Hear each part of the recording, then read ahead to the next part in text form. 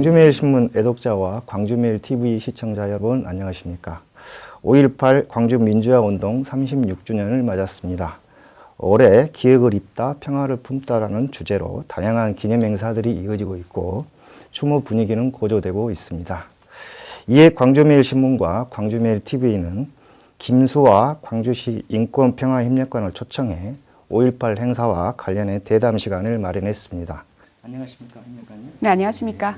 올해 5.18 기념행사 슬로건이 기억을 잇다 평화를 품다이다입니다. 네, 그렇습니다. 제 36주년인데요. 네. 올해 5.18 의미는 무엇이라고 좀 바로 그 슬로건에서 이제 그 의미가 그대로 나와 있는데요. 이미 이제 80년 5월로부터 36주년이라는 긴 시간이 흘렀기 때문에 그 슬로건에서 우리가 앞으로 나가야 될, 광주가 나가야 될 방향성이 있다고 생각을 합니다.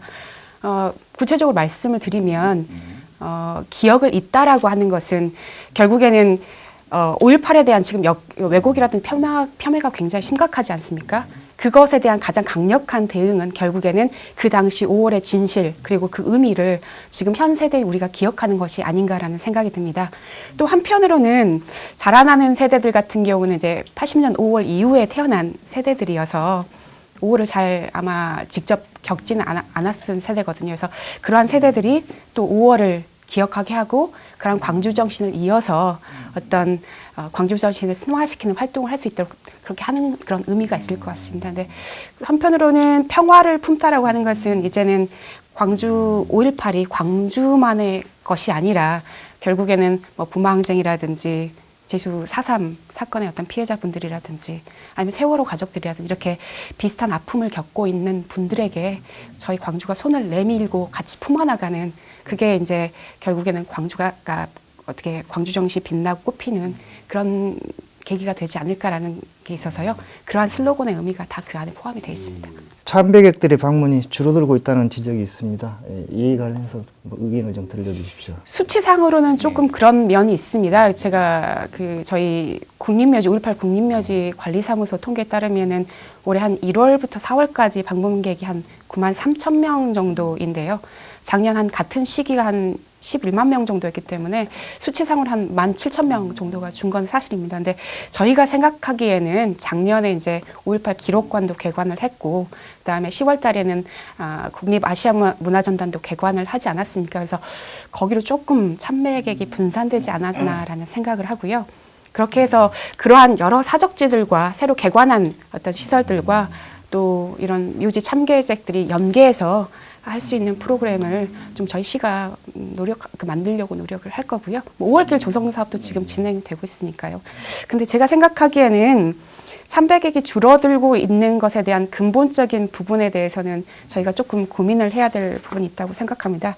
예를 들면은 아마 11일이었나요? 여기 광주매일신문하고 5.18 기록관하고 광주정신 미래를 말하다 토론회가 있지 않았습니까?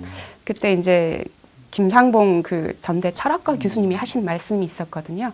그게 뭐라고 말씀하셨냐면 5.18이 한국 역사상 민주화 역사에서 운동사에서 가장 큰 역할을 한 건 광주에서 바깥에 살고 있는 많은 사람들이 광주를 위해서 울게 만든 거다.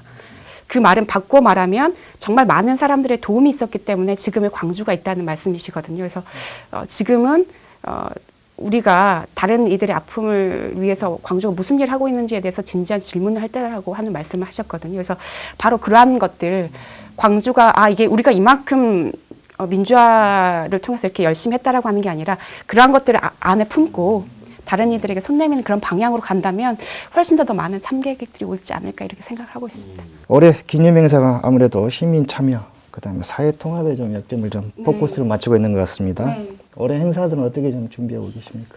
올해 5.18 그 행사위에서는 그 시민 참여 축제로 좀 많이 하려고 다양한 어떤 다채로운 행사를 준비를 하고 있는데요. 예를 들면 자치구하고 이제 마을이 결합해서 동네 마을 5.18이라는 어떤 그런 프로그램들을 좀 확대 운영을 하고 있고요. 뭐 아시는 것처럼 교육청에서는 청소년들을 대상으로 이제 역사 왜곡에 맞서서 계기 수업이라든지, 그 다음에 저희 행사위에서는 아까 말씀드린 것처럼 시민분들이 같이 참여할 수 있는 어떤 시민 난장이라든지 아니면 민주 대행진이 5월 17일 날에 지금 계획이 돼 있습니다. 그리고 당연히 어떤 행사에 꽂힌 제 전야제가 17일 날 있는데요.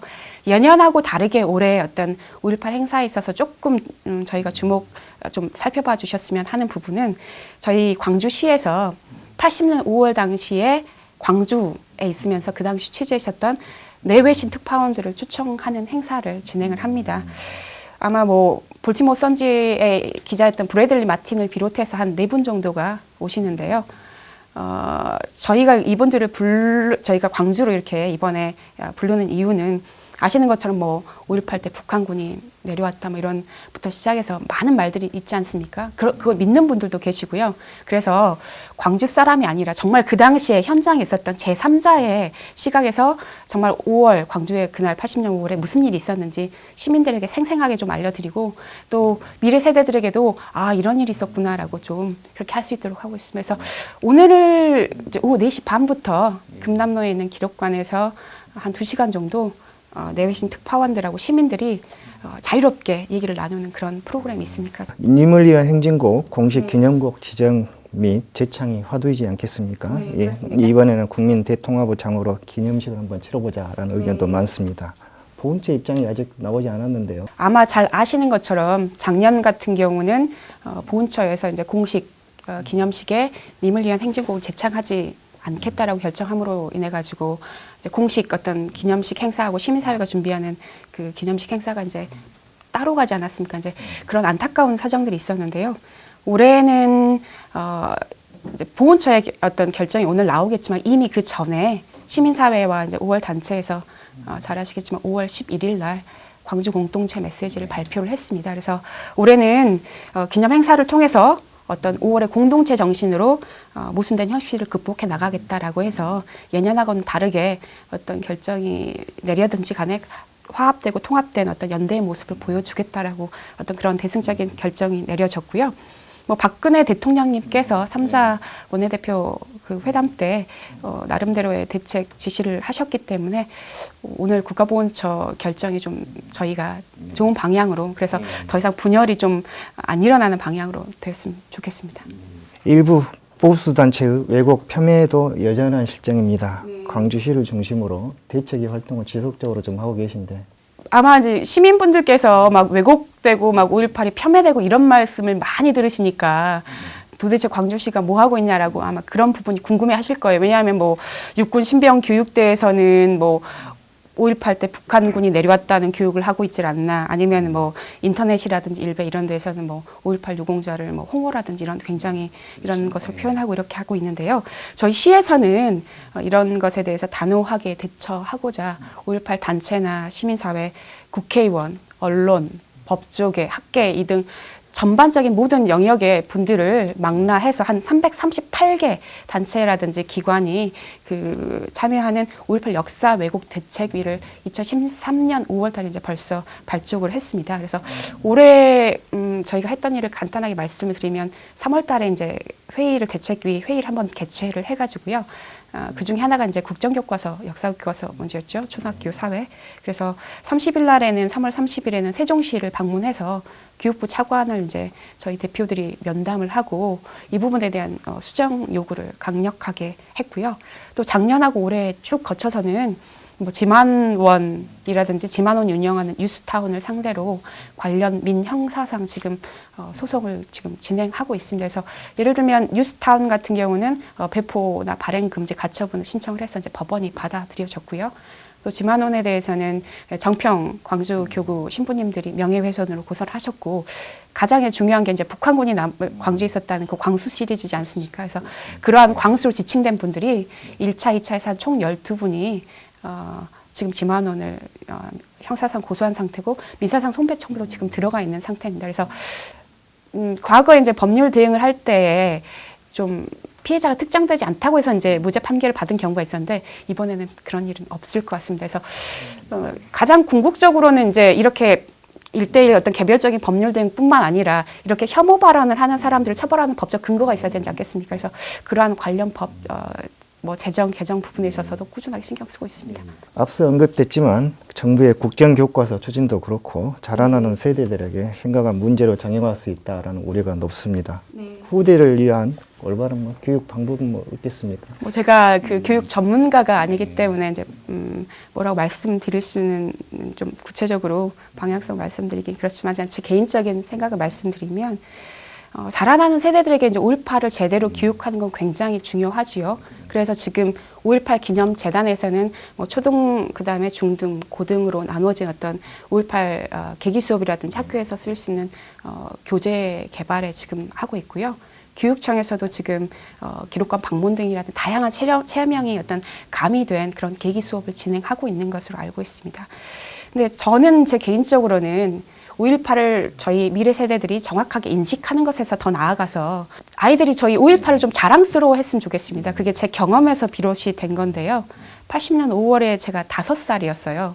그래서 솔직히 잘 몰랐습니다. 그때 무슨 일이 있었는지. 그리고 지금은 교과서에서라도 배우는데 부모님도 그다음에 학교 선생님도 교과서에서도 전혀 그런 내용이 없었거든요. 그러니까는 제가 5.18을 잘 알지를 못했죠. 네, 대학교를 졸업하고 제가 이제 캄보디아에서 거기에서 이제 가서 한 1년 정도 거기는 인권단체에서 일하면서 한 15살 정도 된 어떤 아이를 만났는데 그 아이가 저한테 이제 킬링필드로 아마 잘 아실 겁니다. 대학살이 일어났었죠. 저한테 굉장히 그 담담하게 캄보디아 사람들은 태어날 때부터 몸속에 유전자가 폭력이라는 유전자를 안고 태어나기 때문에 우리한테는 인권이라든지 민주주의 이거 절대 우리는 없다.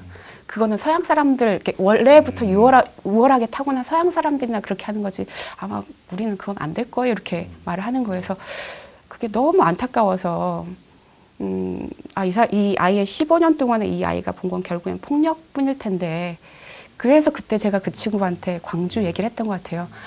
내 고향 광주가 있는데 우리나라도 너희와 똑같이 절대 왕정을 거치고 식민 지배를 거치고 그 이후에 내전을 거쳐서 개발 독재나 절대 빈곤이 들어오고 이런 어두운 시기를 거쳤는데 내 고향 광주에서 그러한 민주화를 위해서 분연히 일어섰던 사람들이 있었고 많은 분들이 뭐 돌아가시거나 아니면 다치거나 하셨지만 결국 포기하지 않았기 때문에 우리 한국이 민주화도 이루고 그다음에 그렇게 했다. 그 증거로 내가 네 앞에 있지 않냐. 그러니까 우리 같이 한번 좀 해보지 않을래? 이렇게 말을 했던 기억이 나요. 그러니까 그 친구 눈빛이 그래 이러면서 살짝 이렇게 변하더라고요. 그래서 그때 참 광주가 참 내가 자랑스러워할 만한 곳이구나라는 생각이 들었거든요. 그래서 저희 미래 세대들 아이들 같은 경우도 더 이상 광주가 어떤 아픔이라든지 그런 것만을 기억하는 게 아니라 여기가 참 자랑스러운 동네구나라는 것들을 좀 생각했으면 좋겠어요. 왜냐하면 이미 5.18 기록물도 유네스코 세계유산에 등재될 정도로 잘 알려져 있고 민주화운동으로 공식적으로 인정받는 자랑스러운 동네이지 않습니까? 그런 부분이 좀 더 많이 알려졌으면 좋겠습니다. 광주는 민주인권 평화의 도시다 이렇게 돼 있습니다. 네. 이게 또 연장선상에서 전담부서로 또 장을 맡고 계신데 네. 인권 평화 협력관실의 역할은 무엇인지 좀 들려주십시오. 인권도시 광주의 이제 성과라고 한다면 행정은 인권에 접목한 이제 전국 최초의 지자체라고 할 수 있죠. 그래서 광주가 좀 전국 최초인 게 많습니다. 인권 조례도 처음 만들었고 헌장도 처음 만들었고요. 지금 제가 일하고 있는 인권평화협력관실 즉 인권을 전담하는 부서도 지금 전국 최초로 이제 만들어졌습니다. 그래서 인권의 제도화의 부분에 있어서는 타 시도나 지자체에 비교해봤을 때 굉장히 괄목할 만한 성과를 내렸다고 생각합니다. 그러한 이제 저희 협력관실에서는 주로 하는 일을 이제 간단하게 말씀을 드리면. 광주 시민들의 어떤 권리가 제대로 보호받을 수 있도록 어떤 그런 정책이라든지 행정을 펼칠 수 있도록 그런 것들을 만드는 작업들을 저희 협력관실에서 하고 있고요. 그 이외에 뭐 시민분들하고 공무원분들의 어떤 인권 감수성 향상을 위한 인권 교육을 또 저희가 담당하고 있고 또 이제 이러한 인권의 기본은 아까 말씀하신 것처럼 결국엔 5.18 아니겠습니까? 그래서 5.18과 광주 정신을 알리는 그런 업무도 저희 협력관실에서 담당을 하고 있습니다. 근데 이제 그 협력관실에서 그러면 뭐 인권을 다 하는 거냐 이렇게 말씀하실 수도 있겠지만 그게 아니라 인권평화 협력관실이지 않습니까? 인권이라든지 민주주의 활동을 하는 이제 많은 시민들하고 단체들이 있는데요. 저희 이제 관의 역할은 그런 분들이 더 돋보일 수 있도록 옆에서 지원하고 협력하는 게 아닐까 생각합니다. 협력관실에서 하는 네. 업무 중에 네. 가장 좀 시급하게 좀 다뤄야 될 업무는 무엇이 있겠습니까? 그 민선 5기 때 아까 말씀드린 것처럼 이제 인권의 제도화라든지 이런 제도들이 이렇게 장착이 됐는데 돌이켜 보면은 이제 제도는 있는데 그 안을 촘촘하게 좀 채우고 그래서 시민들이 광주가 좀 다른 데랑 다른 동네네라는 것들을 좀 체감할 수 있고 그다음에 시가는 정책에 대해서 좀 시민들하고 공감대도 형성하고 그런 부분들이 솔직히 말씀드리면 좀 미흡했던 부분이 있습니다. 그래서 민선 6기 저희 윤장현 시장님 어떤 민선 6기 들어서서는 좀 지금 당장 좀 시급하고 개선돼야 될 부분 한번 좀 살펴보자 이제 이런 고민들이 있었고요. 그래서 작년에 이제 학교 밖 청소년, 그다음에 이제 생명과 자살 문제, 그다음 교통 약자의 이동권, 그다음 비정규직하고 이주민 인권하고 그다음에 빈곤 문제 이 6개를 저희 광주시가 지금 시급하게 좀 살펴봐야 될 어떤 핵심 현안으로 인권 현안으로 저희가 지적을 했고요. 거기에 있어서 그럼 이걸 어떻게 좀 개선을 해봐야 될 것이냐라는 부분에 있어서 다양한 당사자들의 목소리도 들어보고 전문가들의 목소리도 들어봐서 61개 이제 정책 과제를 제안을 했습니다. 근데 이제 정책 과제가 제안만 됐다고 해서 다 되는 건 아니지 않습니까? 그래서 올해 저희 협력관실에서 주도를 해서 또 민간 전문가들 한 30여 분 모시고 관련 소관부서 실무자들도 다 모셨어요. 그래서 각 분야별로 서로 머리 맞대고 난상 토론도 하고 이거 어떻게 해야 되는지 이렇게 토론해서 그중에 한 45개 관련해서 구체적인 실행 계획이 나왔습니다. 그래서 그건 아마 전국 최초라고 생각이 되는데요. 그래서 그 예산이 반영되거나 아니면 어떻게 추진하겠다는 일정이 포함이 된 굉장히 구체적인 계획이 나왔기 때문에 조만간 저희 시에서 그 계획대로만 추진한다면 시민분들이 이제 좀 변했나 이런 생각하실 수 있을 것 같습니다. 임명 이후에 지금 10개월째 돼가고 있는 것 같습니다. 예, 그동안에 느꼈던 부분이라든가 마지막으로 좀 하실 말씀이 있으면 들려주십시오. 제가 작년 8월부터 이제 인권평화협력관으로 근무를 시작을 했는데요. 그 전에는 이제 10수년 동안 뭐 국제인권 활동과 그다음에 인권 변호사라든지 법조인으로 제가 근무를 해서 행정에 제일 처음에 딱 떨어졌을 때 굉장히 좀 낯설더라고요. 그래서 그 당시에 언론에 인터뷰했던 걸 좀 찾아보니까 조급해하지 말고 떨지 말고 위축되지 말고 내 갈 길을 가겠다. 그리고 현장에서 항상 답을 찾겠다라는 말을 해놨더라고요. 그래서 지금도 그때 초심을 잃지 않고 하나씩 차근차근 해 나가려고 합니다. 근데 제가 들어와 보니까 생각보다 이 시 간부들이 회의가 많더라고요. 그래서 저는 현장을 좀 더 많이 다녀보고 싶은데 좀 그게 부족한 면이 있어서 앞으로 좀 더 현장을 다니고 그래서 좀 더 실질적인 어떤 인권 개선이 이루어질 수 있도록 최선을 다하겠습니다. 이상으로 김수와 광주시 인권평화협력관으로부터 5.18 행사와 관련해 의견을 들어보았습니다. 앞으로도 광주매일신문과 광주매일TV에는 지역 현안과 관련해 대담을 이어갈 예정입니다. 많은 관심과 성원을 부탁드립니다.